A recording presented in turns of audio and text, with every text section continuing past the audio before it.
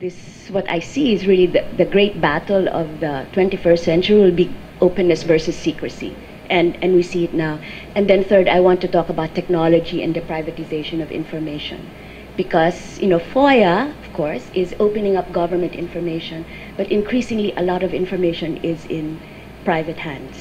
Ayan, in the hands of companies, in the hands of companies and of search engines and phone companies and all of that. Okay. So yun muna ang openness versus secrecy. Both are crucial to democracy. Democracies cannot function if there is no openness. Democracies cannot function if there is no secrecy. I think we have to concede that governments need to have certain matters kept secret, whether it's to protect national security or to, even tactical information like, where troops are stationed when there's an ongoing battle, or police investigations, or banking secrecy. I think it's debatable whether taxes should be kept secret because some countries like Finland and Sweden make taxes of everyone available. But it's crucial to protect privacy as well as allow government to operate freely and to allow governments to protect citizens. So governments cannot function without one or the other. The point of contention in the US and in many other countries is what should be open and what should be kept secret. I think now increasingly as countries move towards democracy, there's no more contention. About 100 countries now have freedom of information laws. So there's no more debate about whether information is crucial to democracy. We've known this since the 16th century or the 17th century, a period of enlightenment. It's now a question of what should be kept secret and what should be kept open. So really you will see now, because this is the age of information, the great battles are really about who holds the information, who has control of that information, and what information should be shared with the public. So Obama started out when he was first elected.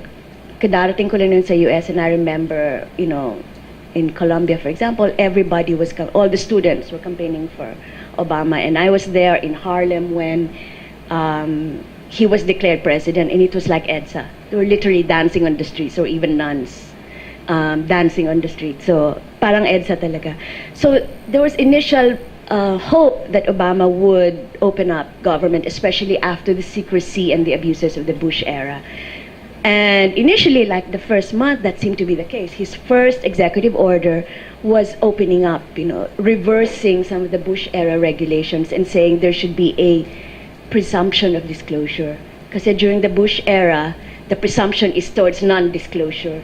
So sa kanya, if there is no reason to hold information secret, we should release this. And my students, benefited from this because you could go to a federal agency, they usually have reading rooms or computers, and you could just go there and a lot of information, internal documents, would be made available, even proactively disclosed, even without need for a freedom of information request.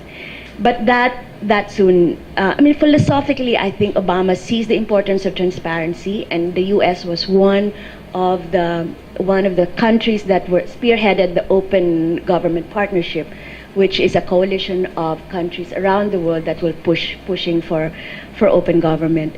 Obama promised to be, this is a direct quote, the most transparent administration in history. And I think he meant it, but that was not to be the case. So Holder issued a memo about presumption of openness, etc., etc.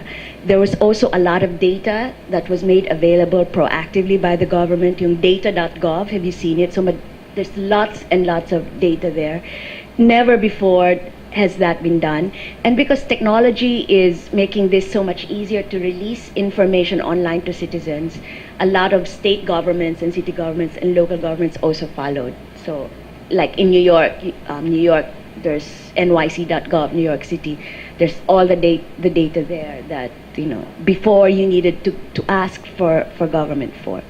But that soon changed, and it's hard, there's no single reason why that changed. But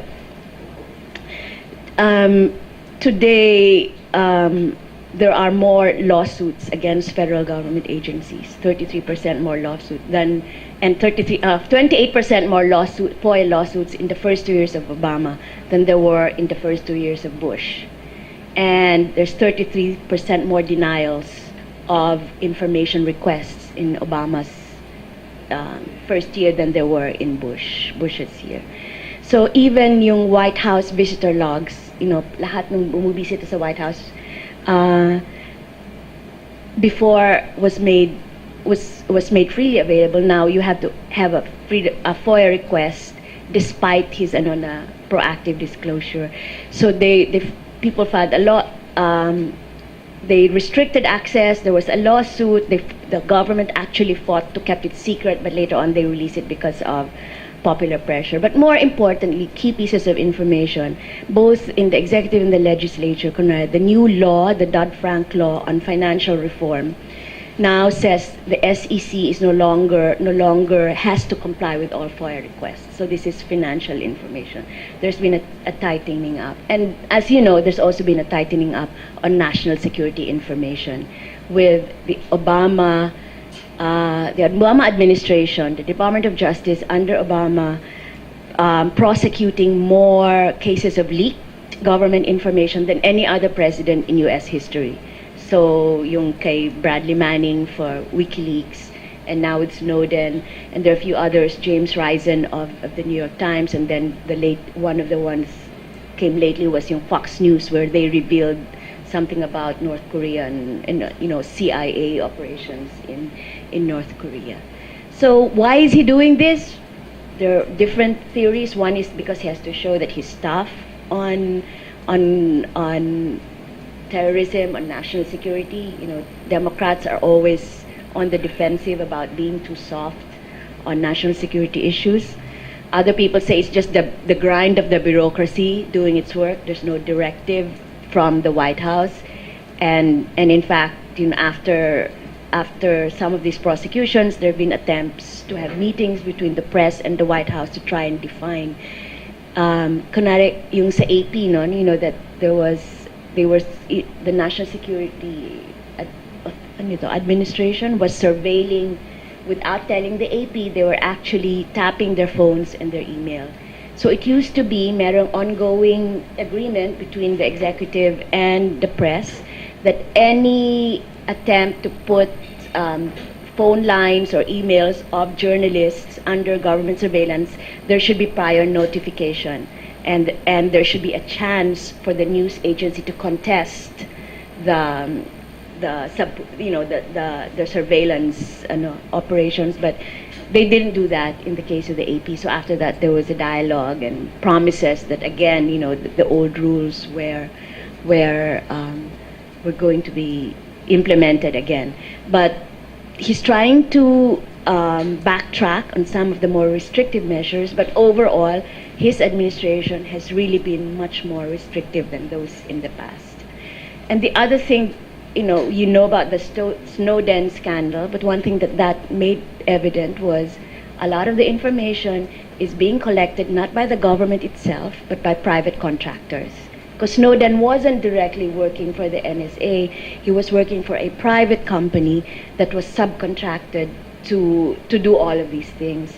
So there's this, they call it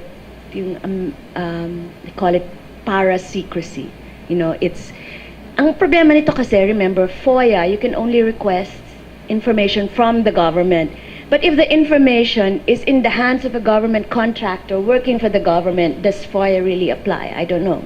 We don't know. But it opens up this gray area. And it opens it up also to